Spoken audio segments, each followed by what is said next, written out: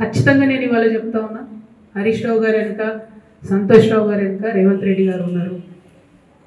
వాళ్ళని ఖచ్చితంగా కాపాడతారనే విషయం వాళ్ళని ఏమనరు, వాళ్ళ గురించి ఏం మాట్లాడరు. బాణం ఎంతసేపు కేసీఆర్ గారి మీద ఉంటుంది. కేసీఆర్ గారిని మాట్లాడాలి, కేసీఆర్ గారిని బదనాం చేయాలి. కానీ దగ్గరుండి ఈ అవినీతి అనకొండలు బీఆర్ఎస్ పార్టీని ఏదైతే డిస్టర్బ్ చేసిందో వాళ్ళని మాత్రం ఏమనరు. ఈ ఇంటర్నల్ అండర్స్టాండింగ్ అనేది ఎక్స్పోజ్ కావాలి.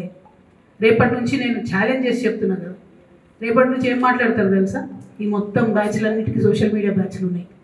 వీళ్ళందరికీ బాగా చాలా చాలా బ్యాచ్లు ఉన్నాయి.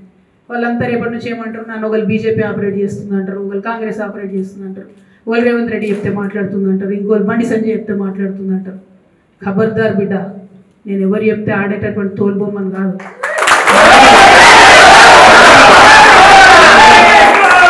నాది కేసీఆర్ బ్లడ్, నాకు తెలంగాణ బ్లడ్. ఇండిపెండెంట్గా నేను అనుకున్న విషయాన్ని చెప్తున్నాను. దానికి పొలిటికల్గా ఇబ్బంది అయినా, కష్టమైనా, నష్టమైనా నేనే భరిస్తాను. కానీ దేవుడు లాంటి మా నాన్నను ఇవాళ సిబిఐ ఎంక్వైరీ చేసిందంటే కడుపు రగులుకపోతా ఉంది ఒక బిడ్డగా. అందుకే చెప్తున్నా, ఇన్ని రోజులు చెప్పలే.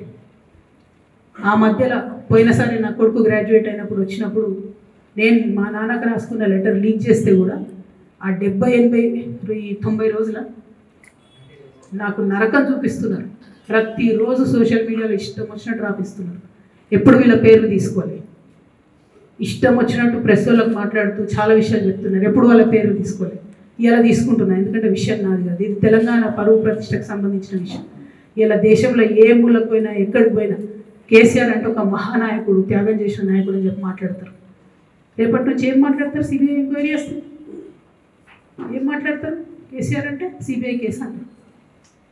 మా నాన్న పరువు పోతే నాకా బాధ, మీకా? మీకు పైసలు కావాలి కదా, మీకు పేరుతో నేను పని.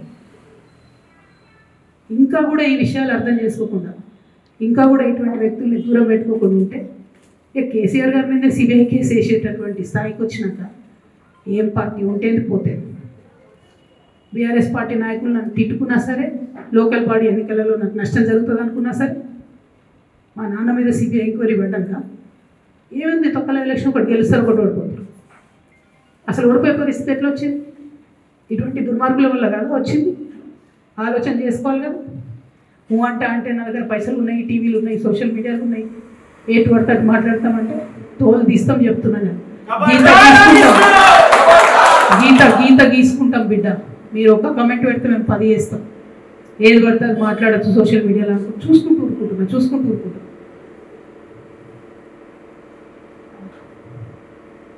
పెద్ద సార్ దగ్గరికి వచ్చినాక ఇంకా కాంప్రమైజ్ అయ్యేది ఏం లేదు. బోర్డ్ కమిషన్ వేసిన రోజే నేను చెప్పిన, ఎందుకు రియాక్ట్ కాలేదు పార్టీ అని అడిగిన ఆ రోజు. నిన్న సిబిఐ ఎంక్వైరీ చేస్తున్నా అని రేవంత్ రెడ్డి గారు అసెంబ్లీలో చెప్తే తెలంగాణ బంద్ ఖాళీ వద్దా, బగ్గుమనద్దా తెలంగాణ? ఇట్లా మాట్లాడతారు. నిజంగానే మనిషి అవినీతి అయితే, నిజంగానే మనిషి డబ్బులు తినోడైతే వేరు మాట. ఆయనకు తిండి మీద కూడా ధ్యాస ఉన్నదే బాబు. తెలంగాణ అదే పిచ్చి. అట్లాంటి మనిషిని పట్టుకొని ఇవాళ ఏది పడితే అది మాట్లాడితే కూడా రియాక్ట్ కాకపోవడం చాలా దారుణం, చాలా దారుణం. నేను దీన్ని తీవ్రంగా ఖండిస్తున్నా. At the same time Congress government PC కోర్స్ కమిషన్ వేసింది. రెండేళ్ల నుంచి టైంపాస్ చేస్తారు. ఆ కమిషన్ రిపోర్ట్ వచ్చింది. ఆ రిపోర్ట్ నిన్న అసెంబ్లీలో పెట్టారు. ఇంకా దానికి ఏం లేదు, దానికి ఏం చర్యలు తీసుకుంటారో చెప్పారు, ఏం చేస్తారో చెప్పారు. తక్కువ సిబిఐకి ఇచ్చేస్తారు. అంటే ఇది ప్రీ ప్లాన్డ్, ప్రీ మెడిటేటెడ్, ఖచ్చితంగా కేసీఆర్ గారి ప్రతిష్ట దెబ్బతీయాలనేటటువంటి ప్రీ మెడిటేటెడ్ అటాక్ తప్పితే ఇంకోటి కాదు. ఇన్ని ఏజెన్సీస్ ఉన్నాయి రాష్ట్ర ప్రభుత్వంలో. మీ ఏసీబీకి దొరికింది కదా ఇదే కాళేశ్వరంలో అవినీతి తిమంగళాలు. ఏమైంది ఆ రిపోర్ట్ ఏమైంది? వాళ్ళ మీద చర్యలు ఏమైంది? దాని కంక్లూజన్ ఏంది? ఒక్క చిన్న ఎంక్వైరీ కూడా ఇప్పటివరకు కంక్లూడ్ చేయలేదు కాంగ్రెస్ గవర్నమెంట్. ప్రచారం ఎక్కువ, పని తక్కువ.